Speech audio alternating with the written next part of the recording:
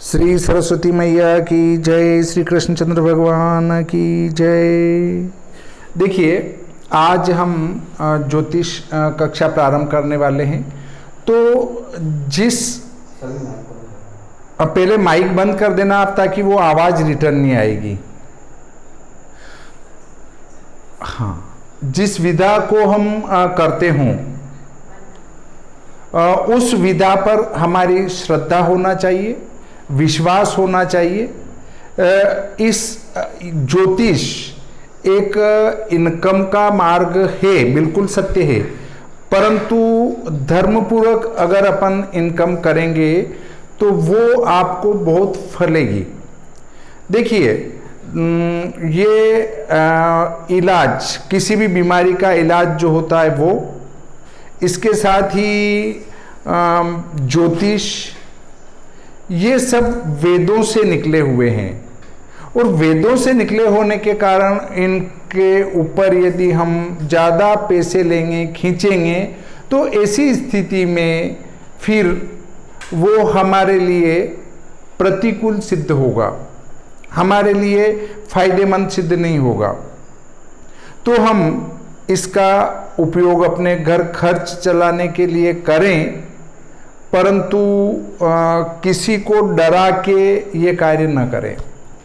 जैसे तेरे तो काल सर्प योग है, अब क्या होगा, बहुत जल्दी शांति करवानी पड़ेगी तो ही काम होगा। तो ऐसे डराना नहीं है, बड़े प्रेम से उनको समझाना है कि देखो काल सर्प योग है और इसकी शांति करवा लेना जब भी टाइम मिल जाए। तो एक तो अपनों ने कह दिया बस अब क्या होना है, तो वो डर जाएगा व्यक्ति, और वही बात धीरे से हम समझा दें तो ज़्यादा अनुकूल रहेगा। अब देखिए, उसके बाद अगला बिंदु आता है कि ज्योतिष का दुष्प्रचार करने वाले ज़्यादा लोग हैं। अब ऐसे साधु संत भी हैं, कुछ, सब नहीं, आधा % से भी कम, जो ज्योतिष को कहते हैं कि जो आकाशीय पिंड हैं वो किसी के ऊपर गिर जाए तो चटनी भी नहीं बचेगी। तो आप भगवा कपड़े पहने हुए हैं, अर्थात आप सनातन धर्म के रक्षक हैं, ठीक है।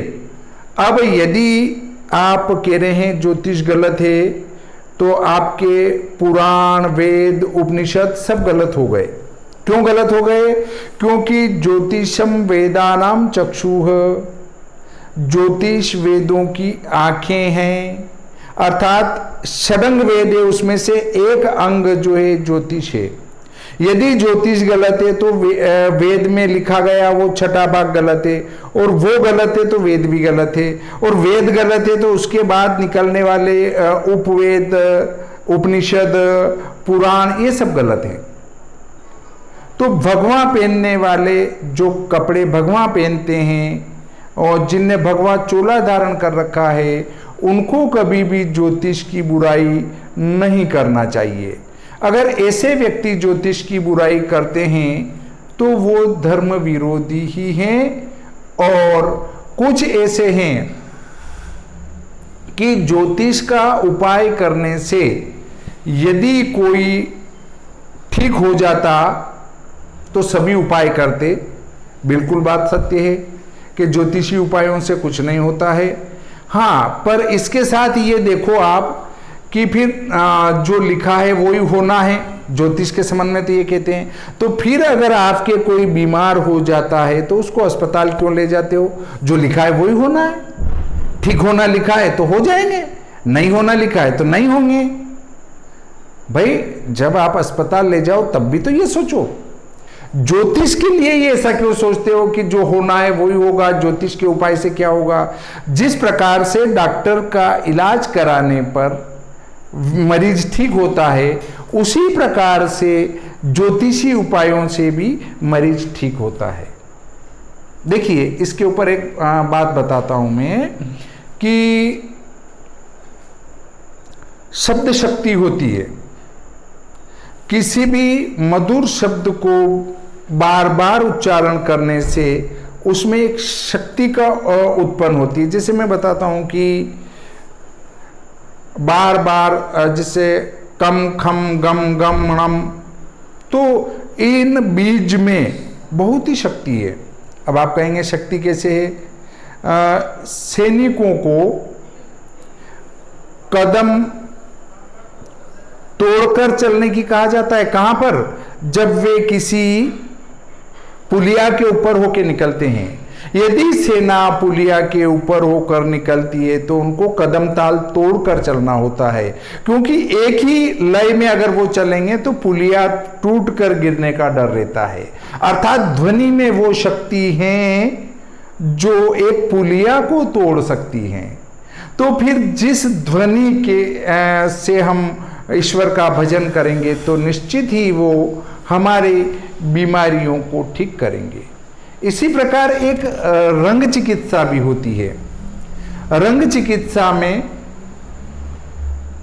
ग्रह यदि हमारा कोई कमजोर हो तो उसके रंग की मात्रा बढ़ा देने से उससे उत्पन्न होने वाले बीमारियां, उससे उत्पन्न होने वाले रोग स्वतः धीरे धीरे ठीक होने लगते हैं। हमारे अंदर इन नवग्रह के 9 रंगों का सम्मिलित रूप पाया जाता है। जो ग्रह कमजोर होता है उसका जो रंग है उसकी कमी रहती है और उससे संबंधित रोग हमारे अंदर उत्पन्न हो जाते हैं। अब देखिए, मैं बताता हूं कि यदि किसी का गुरु कमजोर है, गुरु कमजोर हैं तो वो गुरु पीले रंग का कारक है। गुरु से पीले रंग का विचार किया जाता है तो उस व्यक्ति के अंदर पीले रंग की कमी रह सकती है और इसके कारण अर्थात गुरु की कमजोरी से बवासीर हो सकता है, जोड़ों में दर्द हो सकता है। ऐसी अन्य बीमारियां हैं जो आप गुरु के रोग में पड़ेंगे तो आपको पता चल जाएगा। देखिए, एक बात और आती है, जब आपके गुरु कमजोर है और उससे संबंधित कोई बीमारी हो रही है, वो कोई तकलीफ दे रहा है तो आपको सुनेला या पीला पुखराज पहनाया जाता है। उसको पहनाने से क्या होता है कि वो पीला कलर आकर्षित होकर हमारे अंदर बेचता है और उसकी पूर्ति करता है, उससे संबंधित लाभों को हमें देता है। तो हमें इन बातों पर विश्वास नहीं करना चाहिए कि ज्योतिषी उपायों से कोई ठीक हो जाएगा। क्या अवश्य ठीक हो जाएगा। दूसरी बात, अब हम पहले जिसको पढ़ने वाले हैं उसके संबंध में उसकी परिभाषा क्या कहती हैं। उसकी कई परिभाषाएं कह सकते हैं। शास्त्र की वह शाखा जिसके अंतर्गत ग्रह, तारा, उपग्रह आदि का अध्ययन किया जाता है, ज्योतिष कहलाता है। और लंबी परिभाषा बढ़ाना हो तो जो शास्त्र की वह शाखा जिसके अंतर्गत ग्रह, उपग्रह, तारा, गैलेक्सी, धूमकेतु, पर्यावरण, जातक, सस्य जातक आदि का अध्ययन किया जाता है, ज्योतिष कहलाती है। देखिए, ज्योतिष की कई परिभाषाएं हो सकती है। मैंने कहीं ये परिभाषाएं पढ़ी नहीं हैं, पर चूंकि हम स्कूलों में पढ़ाते हैं और पढ़ाते हैं तो वहाँ परिभाषा कैसे बनाई जाती है, परिभाषा कैसी होती हैं, संक्षिप्त कैसी होती हैं, विस्तृत कैसी होती हैं। तो ये मैंने आपको ज्योतिष की परिभाषा बताई। देखिए, कई व्यक्ति प्रश्न करते हैं कि सस्य जातक क्या होता है। सस्य जातक, आवाज आ रही है? अच्छा, ठीक है। सस्य जातक क्या है, उसकी भी एक परिभाषा बना सकते हैं हम। ज्योतिष की वह शाखा जिसके अंतर्गत फसलों का अध्ययन किया जाता है, सस्य जातक कहलाता है। देखिए, आपको 2 कुंडलियां बनाना है। आप वृषभ संक्रांति प्रवेश समय की कुंडली बनाएंगे।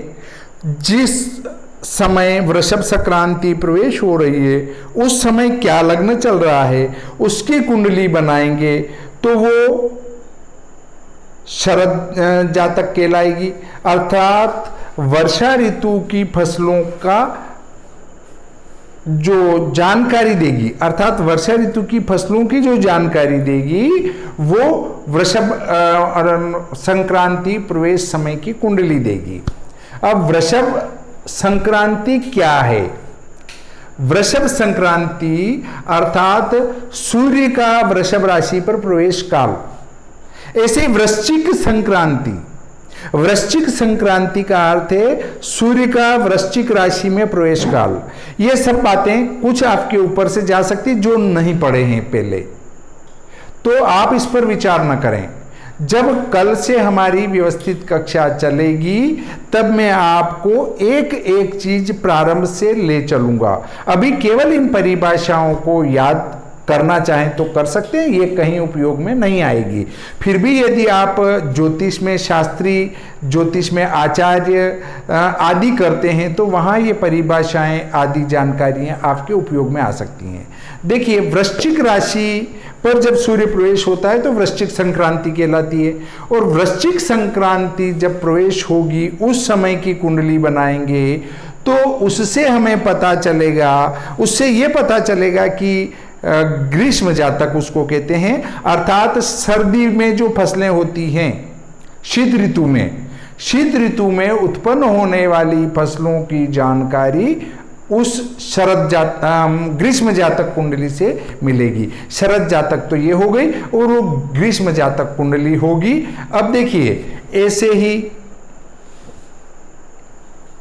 हमारी जानकारी के लिए लग्न कुंडली बनती है। तो 2 प्रकार की जातक कुंडली बनती है, सस्य जातक और एक हमारी। सस्य जातक में फसलों की जानकारी आती है और हमारी मानवों की कुंडली में हमारी जानकारी आती है। ऐसे किसी पशु पक्षी की कुंडली भी हम बना सकते हैं यदि उसका जन्म काल आपको पता हो तो, और उसका भी शुभाशुभ निकाल सकते हैं, उसका भी विधान पाया जाता है, परंतु हम उनके ऊपर विचार ना करेंगे और अन्य पर भी विचार नहीं करेंगे। हम विचार करेंगे सिर्फ जन्म पत्रिका पर और पंचांग निर्माण पर। तो पंचांग निर्माण वालों के लिए ये सस्य जातक कुंडली, ग्रीष्म जातक कुंडली, इनकी आवश्यकता लगेगी, तो उनको इसकी जानकारी होना आवश्यक है। पर जब उस पर चर्चा करेंगे तब वहाँ उस प्रकार की कुंडली बनाकर भी आपको बता दी जाएगी कि आप चाहें तो इस प्रकार की कुंडली आप खुद बनाएं और उसका अध्ययन करें, और फसलों पर आप 1 पुस्तक 2 पुस्तक पढ़कर या 5-10 पुस्तक पढ़कर एक सफल ज्योतिषी नहीं बन सकते हैं। आप पुस्तकें पढ़ेंगे, उसके बाद अपने जीवन में उतारेंगे, और कई कुंडलियों को जब आप देखेंगे तब आपका अनुभव बढ़ेगा। अनुभव बढ़ने के साथ ज्ञान में वृद्धि होगी, तब आप कुंडली देख के ही कह देंगे कि इस जातक की ऐसी स्थिति होना चाहिए। इसमें बहुत सारे प्रश्न ये आते हैं कि साहब हमारे पास जन्म कुंडली नहीं है तो क्या करें। तो आप यदि अच्छा अध्ययन कर लें तो किसी जातक का जन्म समय भी निकाल सकते हैं। जन्म दिनांक, जन्म समय और आपके सारे ग्रह स्पष्ट भी करके न, वो सब आप बिना एक जिसके पास कुछ भी नहीं है वो श्रद्धा पूर्वक आपके पास आया, आपके पास बैठा, बैठ के उनने प्रश्न किया कि साहब मेरा जन्म तारीख समय वगैरह कुछ भी नहीं है, आप मेरी जन्म कुंडली बना दीजिए। उस समय का को नोट करेंगे, नोट करके उस समय के ग्रह स्पष्ट आदि करके, और हम विपरीत जाएंगे, उससे अंदाजन आयु पूछेंगे, भाई अंदाजन आयु कितनी है, तो उससे आप उनकी जन्म दिनांक, समय, माह, पक्ष आदि सब कुछ निकाल सकते हैं। तो ऐसा ज्योतिष चमत्कारिक है। अब देखिए, इसमें भी मैं आपको प्रारंभ से लाता हूं। प्रारंभ से लाते हैं तो सिद्धांत, सूर्य सिद्धांत थे, ब्रह्म सिद्धांत थे, अन्य सिद्धांत थे बहुत सारे। तो वे ग्रंथ जिनमें सृष्टि के आरंभ से अहरगणादि साधन कर जन्म कुंडली का ग्रह स्पष्ट का गणित किया जाता है, सिद्धांत ग्रंथ कहलाते हैं। देखिए उसके बाद किसी युग से अभी तक के ग्रहों का साधन किया जाता है अरगण के द्वारा, तो उसे तंत्र ग्रंथ कहते हैं। और किसी भी शक, संवत या सन से आज तक के ग्रह लाकर उनको स्पष्ट किया जाता है, उसे कहते हैं करण। सिद्धांत, तंत्र और करण 3 प्रकार के ग्रंथ होते हैं। अब वो गणित विभाग है। अब गणित विभाग में मैं आपको एक वृक्ष बनाकर बताता हूं, जिससे आप ये समझ पाएंगे कि ज्योतिष क्या है। देखिए ये एक पेड़ है। इस पेड़ की जो जड़ें हैं, ये जड़ें हैं वेद, अर्थात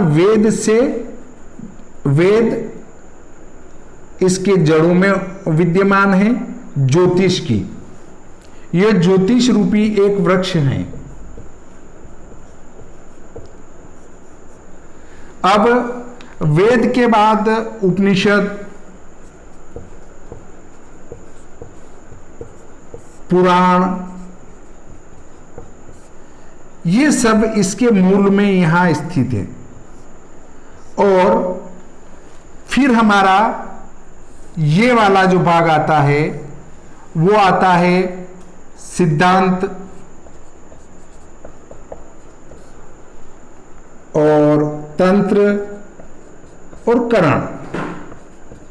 सिद्धांत, तंत्र, करण, ये इसका मूल है। किसका? हमारे ज्योतिष का।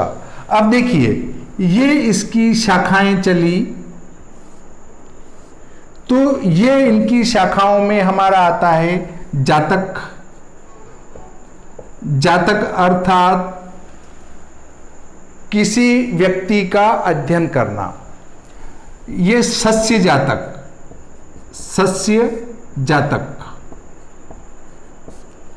सस्य जातक फसलों का अध्ययन करना। स्वप्न फल भी इसी के अंतर्गत आता है। स्वप्न के बाद आता है हमारा छिपकली, गिरगिट आदि चढ़ना। उसके बाद एक हमारा आता है अंग स्फुरण।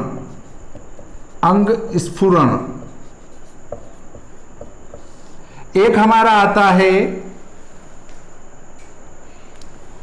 तिल, मत्स्य।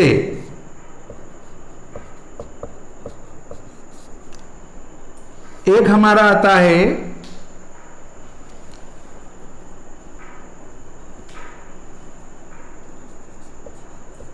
अंगों के लक्षण।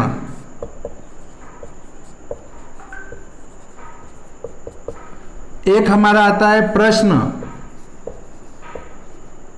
प्रश्न कुंडली, मुहूर्त।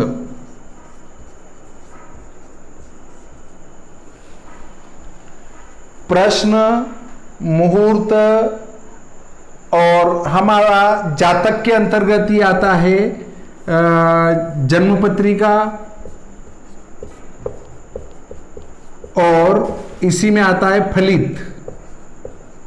इसकी 2 शाखाएं हो जाती है जातक के अंतर्गत, फलित और जन्मपत्रिका निर्माण। जन्मपत्रिका निर्माण में उसका गणित विभाग और फलित में उसका फलित भाग आ जाएगा। देखिए एक वेद था, वेद से उपनिषद पुराण निकले, और ज्योतिष का तना हमारा सिद्धांत तंत्र करण है, और उसके जो विभिन्न प्रकार की जो शाखाएं चली उनने कई प्रकार के जो है यहाँ पर शाखाओं में अलग अलग विभाग बंट गए। अब जैसे आजकल क्या आ गया हमारे पास, एक और शाखा निकली, उसने कहा हम तो टेरो हैं, टेरो कार्ड अलग आ जाता है। एक और रेकी वाले भी आ गए, रेकी वाला भाग भी इसी में जोड़ देते हैं, जबकि रेकी से इसका कोई लेना देना नहीं है, फिर भी हम इसमें ले लेते हैं। और फिर हम अगर आगे चलें तो आजकल केपी वाले अलग ही चलते हैं। केपी वाले तो कुछ लोग क्या है कि अजीर्ण वाले हो जाते हैं। अजीर्ण वाले कैसे हो जाते हैं? केपी, केपी पढ़ा और वो कहते हैं कि साहब केपी से पानी पीते हैं तो उस ग्रह के अनुसार पीते हैं, चलते हैं तो उसके अनुसार चलते हैं, खाते हैं तो उसके अनुसार खाते हैं। अरे भाई, तुम्हें तुम्हारा सूक्ष्म और शुद्ध जन्म समय पता नहीं है और तुम एक एक पल और एक एक मिनट का जो है वो बात करते हैं। जब ज्योतिष सम्मेलनों में जाते हैं तो ये केपी वाले आपस में बात करते हुए मिलते हैं, देखो अभी मैं पानी पी रहा हूं, अभी मेरा ये ग्रह चल रहा होगा, देखो आप उठा के देखो अभी। मैंने कहा ये बातें मैं थोड़ी कम मानता हूं कि पानी पी रहे हैं तो भी वो चंद्र चल रहा होगा या शुक्र चल रहा होगा, ऐसा नहीं है। ज्योतिष एक टार्च की तरह आपको रास्ता दिखाता है। अगर ज्योतिष के आधार पर आप दिन में चलते हैं, जैसे सूर्य के प्रकाश में चलते हैं, वैसे अगर चलेंगे तो शायद आपके हाथ पैर टूट सकते हैं। आपका गलत समय आ रहा है तो आप सावधानी पूर्वक चले। ये नहीं कि गलत समय है जो घर से बाहर ही नहीं निकले, काम पे तो जाना पड़ेगा। सावधानी रखें, आपको लाभ होने वाला है। इसका अर्थ नहीं कि आपका एकदम समय बढ़िया है और आयु लंबी है, इसका अर्थ है कि पत्थर बांध के कुएं में गिर जाओ तो मृत्यु नहीं होगी, होगी हाँ, परंतु फिर कोई ईश्वर स्पेशल अगर आपके ऊपर कृपा कर दे तो वो अलग बात है। ज्योतिष हमें मार्गदर्शन देता है। ज्योतिष के आधार पर यदि मुहूर्तों के आधार पर चलेंगे तो आप निरंतर सफल होते जाएंगे। मैं मेरे घर की ही बताता हूं, पिताजी पढ़ने जाते थे तब मुहूर्त से स्कूल भेजा करते थे, मुझे भी, मेरे दोनों बच्चों को भी, और उनको वास्तव में परीक्षा में सफलता की प्राप्ति हुई है। मुझे भी परीक्षा में सफलता की प्राप्ति हुई है। अगर ज्योतिषी मुहूर्तों का आप उपयोग करेंगे तो निश्चित ही आप अपने जीवन में उन्नति प्राप्त करेंगे। इसलिए हमारा मुहूर्त आ गया। देखिए अभी इसमें और बचा है, उसका नाम है हमारा मुहूर्त हो गया, प्रश्न हो गया और एक वर्षफल। वर्षफल भी इसकी शाखा है। एक दक्षिणी भारत में एक और चलती है चंद्रकला नाड़ी, नाड़ी ज्योतिष जिसको कहते हैं नाड़ी ज्योतिष, नाड़ी ज्योतिष, नाड़ी ज्योतिष और सामुद्रिक शास्त्र।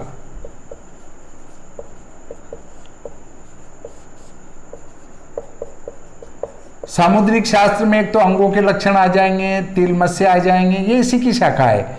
हस्तरेखा आ जाएगी, हस्तरेखा। तो ये देखिए हमारा ज्योतिष इतना विस्तृत हो चुका है। नाड़ी ज्योतिष भी हो गई, चंद्रकला नाड़ी, सूर्यकला नाड़ी आदि आते हैं, केपी ज्योतिष भी आता है। देखिए अगर आप एक व्यवस्थित और अच्छे ज्योतिषी बनना चाहते हैं तो उसके लिए वैदिक ज्योतिष ही मुख्य है। वैदिक ज्योतिष को व्यवस्थित सीखें और वैदिक ज्योतिष व्यवस्थित सीखने के बाद यदि आप केपी की तरफ भी बढ़ेंगे तो केपी भी समझ में आ जाएगी, और यदि आप इस नाड़ी ज्योतिष की तरफ भी जाएंगे तो वो भी समझ में आ जाएगी। परंतु आपको एक बार क्या समझ में आना चाहिए? वैदिक ज्योतिष का गणित पूरा समझ में आना चाहिए। उसके बाद तो ये सारी ज्योतिषें आपके लिए बहुत सरल पड़ेगी। एक बात और बताता हूं मैं कि अब कल से जो हम पढ़ेंगे वो पढ़ेंगे पंचांग के 5 अंग, उनके घटिपल से घंटा मिनट कैसे बनाएं, घंटा मिनट से घटीपल कैसे बनाएं, उसके बाद पंचांग जो भरा गया है उसको देखें तो कैसे देखें, पंचांग को देखने की विधि बताऊंगा।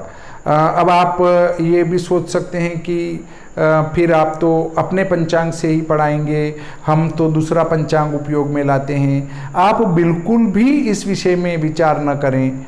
एक सफल ज्योतिषी वही है जिसके उसके हाथ में कोई सा भी पंचांग आ जाए उससे जन्मपत्रिका बना ले। इसलिए जीवन में सभी प्रकार के पंचांगों को देख लेना चाहिए और पंचांग में क्या मुख्य हैं वो मैं आपको बता दूंगा, अपने आप ही आप समझ लेंगे कि हाँ और कुछ देखना नहीं रहता है और पंचांग को पकड़ के घबराना नहीं है। पंचांग कोई विशेष चीज़ नहीं है। अब उसके पहले आपको हिंदी की गिनती सीखना है, क्योंकि देखिए वैसे तो मैं बोलूँगा तो जो वीडियो देखेंगे, अपना आज का वीडियो ऐसा का ऐसा डालूंगा मैं, तो जो वीडियो देखेंगे वो ये कहेंगे कि उदाहरण भी किनका दे रहे हैं। देखिए हमारे जो बोहरा समाज हैं वे उनके बच्चों को उनकी भाषा अवश्य सिखाते हैं। हमारे सिंधी भाई हैं वे उनकी भाषा अपने बच्चों को अवश्य सिखाते हैं। हम मुस्लिम समाज में उर्दू अवश्य पढ़ाया जाता है, और जब हम इस वेद के अंक को पढ़ रहे हैं तो इसमें जो अंकों का प्रयोग करें वो अंग्रेजी अंकों का प्रयोग क्यों करें। चूंकि पहले मैंने प्रयोग किया है, पहले के सारे वीडियो अंग्रेजी अंकों में हैं, पर चूंकि अब हम जन्म पत्रिका के साथ पंचांग निर्माण भी सीखने वाले हैं तो हमारा हाथ जो है वो हिंदी अक्षरों पर चले तो ज़्यादा अच्छा रहेगा।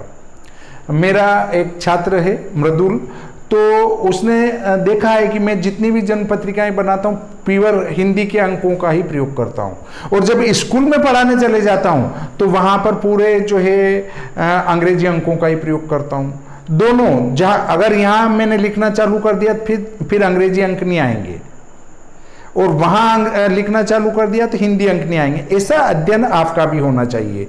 तो मैं आपसे एक सलाह देने की कोशिश कर रहा हूँ कि आप इनको अवश्य याद कर लें, क्योंकि 9 अंक याद करना है, उसमें आपका सारा पूरा का पूरा ज्योतिष हो जाएगा। आपको कुछ भी याद नहीं करना है। शून्य तो उसमें भी शून्य होती है। ये 1 है, ये 2 है, ये 3 है, ये 4 है, ये 5 है, 6, 7,